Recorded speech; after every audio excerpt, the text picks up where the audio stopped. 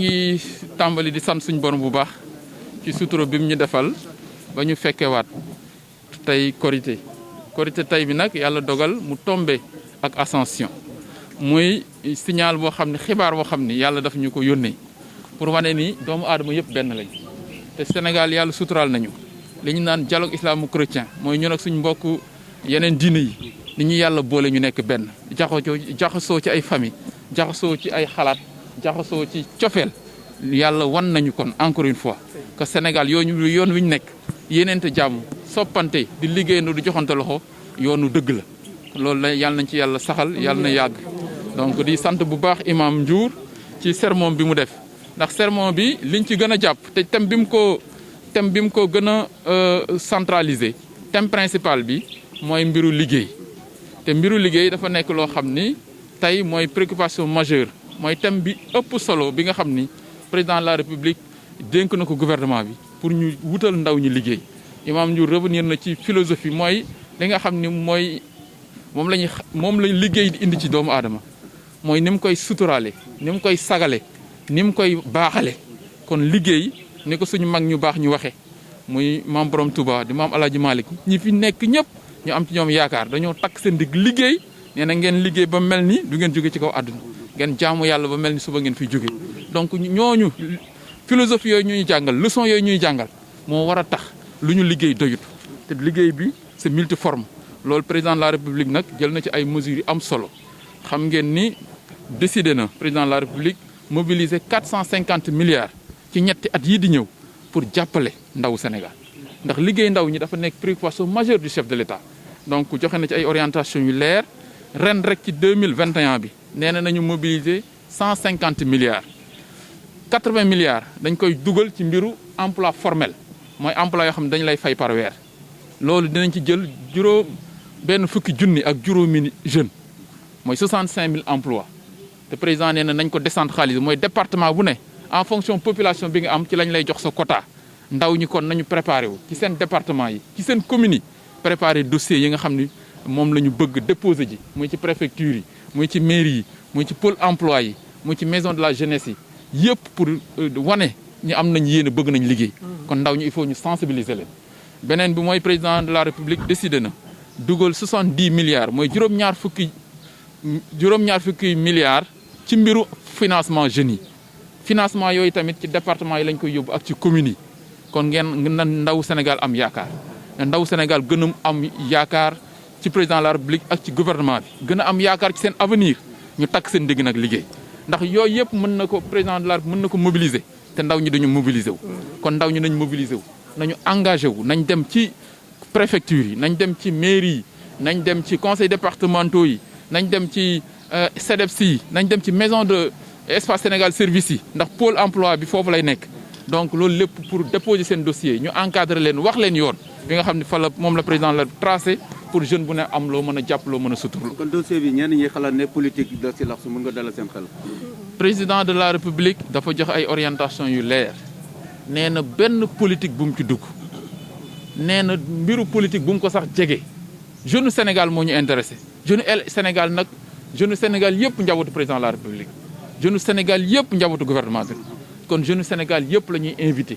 ñoom ñëpp nañ ñëw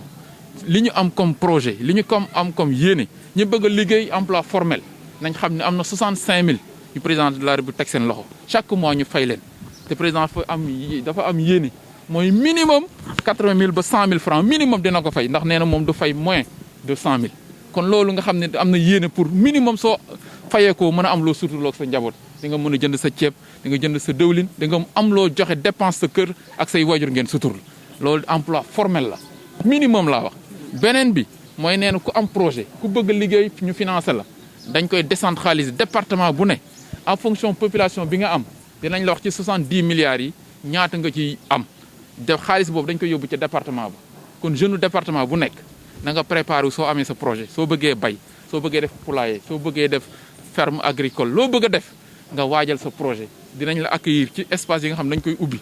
recevoir la waxtaan ak yow ci sa projet jàppale la ci réajuster ko réaménager ko au besoin jàppale la jox la sa financement au niveau territorial nga dem financer mais aussi ñu encadrer la ñi nga xam ne également dañu bëgg financement dañu bëgg formation 3FPT mu ngi fi te defe naa ni fan yi di ñëw sama collègue bu yor emploi ak formation professionnelle dina ñëwaat ci détails yi nga xam ne yëpp moom la programme bi ëmb nga xam ne c'est un programme très ambitieux bu président de la République am pour la jeunesse sénégalaise donc pour le Sénégal ñu partagé ko même beneen ñi nga xam ne mooy emploi kii nu mu tudd apprenti yi ndax dégg nga ci imam nee na xale yi dem jàngiwaat métier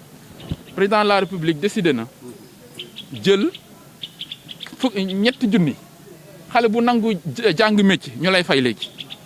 xam nga ngay jàng métier yow nga war a dem soo wàccee di xam léegi nee na da lay jox sax bourse pour nga dem mën a jàngi ji métier 30 000 jeunes yu nangu jàng métier dañ leen di fay 15 000 francs par mois ku bëgg a jàng métier kon nga xam ne kon yéen président yaatu na kon xale yi nañ préparé wu nañu mobiliser wu nañu dem fi nga xam ne fa lañ ko teg xam ne lii pour ñoom la. ñun ay njaboot lañu ñun duñu weesu njaboot président de la République ak président Idrissa Seck ñooy suñuy kilifa ñoom ñaar yoon wi ñu tracé rek la ñuy topp mënuñu leen bëtt benn yoon te ñun xëccoowuñu positionné wuñu alliance bi am mooy ànd bi président Idrissa Seck ànd ak président Macky Sall ànd bu dëggu la ànd bu sincère la ànd bu am yaakaar la bu yaakaaru la aussi te defe naa ni nit ñi gis nañu ni que ñoom ñaar ni leen yàlla boole démb avant tey ñu joxante loxo te yàlla mën na def sutura dañuy ñaan suñu borom rek ànd boobu yàlla na ko yàlla barkeel li nga xam ne yëpp ñu ngi ko ci séntu ñu dem ba sénégalais yi naan lii de yeex naa am kon ànd boobu amul xëccoo. réew mi pare na pour joxe poste amul boobu ñun avant ñuy nekk même ci coalition bi avant ñuy nekk ci coalition président de la République bi ñu demee élection 2014 bi ñu gagné bureau boo dugg ci mairie yoo xam ni ñun ñoo ko gagné ci Thiès gis nga ñu jël benn responsable APR def le membre du bureau wala boo xam ne opposition la nekkoon ñun ñun partage la ñu xam on a toujours partagé même bi ñu nekkee dans l'opposition te ñu doon gagné dañ doon partagé. donc pour vous dire bureau conseil départemental gis nga ni am na waa APR bu fa ne te pourtant adversité lañ ne woon ñu jël kenn dugal soo demee Thiès Nord noonu la soo demee Thiès Est noonu la soo demee Thiès Ouest ñun noonu lañ mas a doxale ville ñun ñoo gagné ñu daal di jël suñu benn mbokk teg ko ci loxoom kon ñun xëccoowuñu ñun li ñu amal solo mooy dama ni suñu àndandoo ak président Macky Sall coalition politique la boo xam ne masul am également ci Sénégal